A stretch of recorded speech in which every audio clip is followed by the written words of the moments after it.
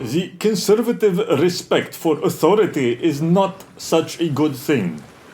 Not when a hostile elite has grafted itself onto the institutions of your nation and wears these like a skin, but otherwise perverts your legal system and perverts your words and your ideals and weaponizes them against you. White people see someone on trial and they figure in their innocence that anyone who's been caught up in the justice system must surely be a miscreant of some kind. The problem is the public relations machine that has a big hand in running the modern demagogue state.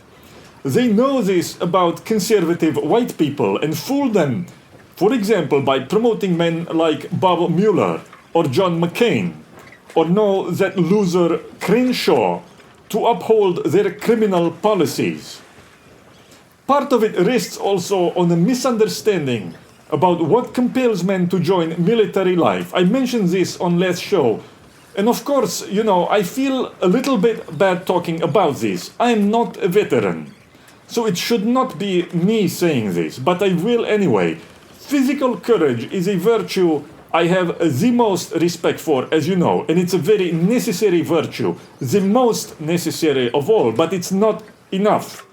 It's rare, especially today, and very valuable because it's rare, in our time especially. But you can't necessarily trust a physically courageous man to be on your side, or not to be a shitbag in other ways. A robber, a vicious pirate.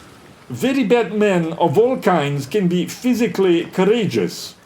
And the United States does not have a very good record, let's say, of military men making good leaders politically, even when they were well-intentioned.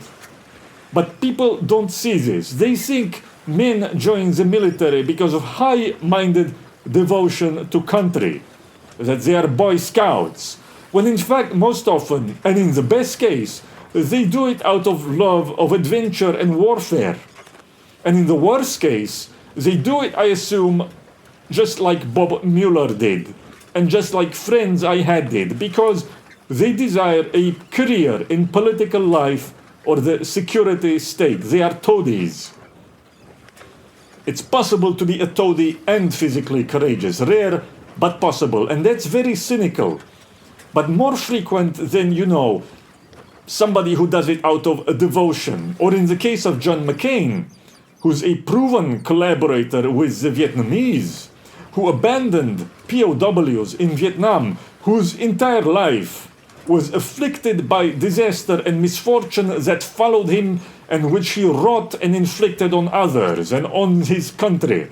The definition of a man hated by the gods, as the ancient Greeks feared. They were smarter than us. Odysseus once gets turned away because he might bring bad luck on his hosts. They knew this could happen. But in the case of John McCain, it's simply he was in the military because of nepotism. And that also happens. And the career of this man, Mueller, if you went back decades and studied it, he's always been the deep state's mercenary and cleanup man. Whenever they wanted someone to cover up their dirty work and their crimes, they put Mueller on the job. And the biggest case, I think, where he proved his loyalty is in the BCCI prosecutions. Do you know what BCCI is? Bank of Credit and Commerce International. It's very strange. No one has ever touched this except a few marginal people like me. And I wish someone mainstream would study it. Perhaps Tucker Carlson would study it and cover it on his show because it's so egregious. BCCI was the biggest corruption case in the history of America and possibly of the world. But you've never heard of it. You can get a good introduction. Actually, there is a June 2001 article in Wall Street Journal called A Few Questions for Mr. Mueller that provides a decent introduction to the affair. This article asks that Mueller no longer be considered for head of the FBI, as he was being considered that summer, because of his widely known lack of competence and in particular his lack of independence. They outright say he is a CIA agent or compromised by them in some way. The article focuses on the way he mishandled and apparently actually covered up the prosecutions around BCCI, which was an international bank in a sense, but in another sense it was a huge money laundering criminal enterprise. It was formerly a Pakistani bank, but actually an international cosmopolitan criminal enterprise that bribed politicians worldwide, that stole over $10 billion, that worked with terrorists and that worked with various intelligence agencies in money laundering. And this article calls it the most important corruption story of the 20th century. And it's so strange how utterly forgotten it is now. Mueller was in the early 1990s in charge of prosecuting some major figures involved with this criminal banking cartel. But he apparently obstructed New York and other states from investigating. He botched the prosecutions himself. He let these major characters off the hook in one way or another. This is a criminal conspiracy that this article itself, the Wall Street Journal, but of course many other sources you can research. This is a criminal conspiracy deeply tied, of course, to the political establishment of the United States and to the Central Intelligence Agencies. This article itself calls it. People connected to George Bush Sr. were involved. And it's widely assumed that the CIA was using BCCI for its own money laundering of various sorts, perhaps to Mujahideen in Pakistan, I don't know. And of course, in steps Mueller to hide all of their wrongdoings. Does this sound familiar to you?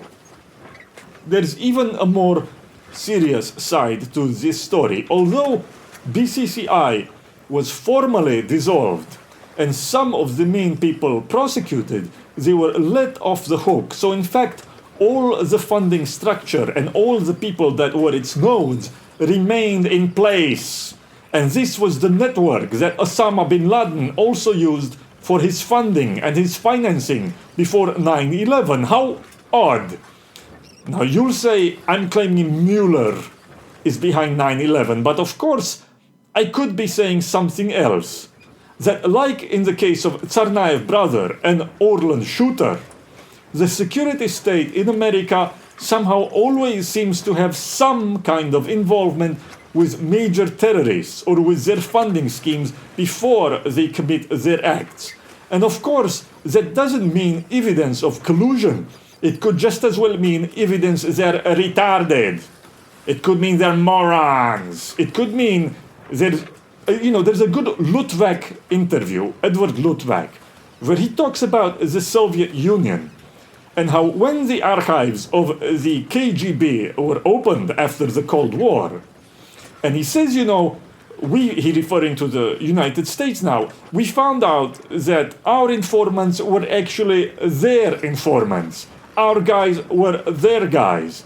That the agent we thought we had turned and who had been executed for helping us was actually retired in a dacha outside of Moscow. And how basically the entire American intelligence apparatus had been completely ineffective at countering Russian intelligence, had been in fact itself penetrated and fucked every which way. It all started to go downhill after James Jesus Angleton. I've said this before. So this could be a case like that, where these morons like Mueller and company and the other soccer moms running the American security establishment who maybe thought that guys like Bin Laden were their guys, well, they got taken advantage of. Or were they erected, these criminal structures, because they thought they were spooks out of movies. But people smarter and wilier than them managed to subvert their own operations. Who knows? Or maybe it could be something worse than that. Why not? Well, I will get really crazy in the next segment.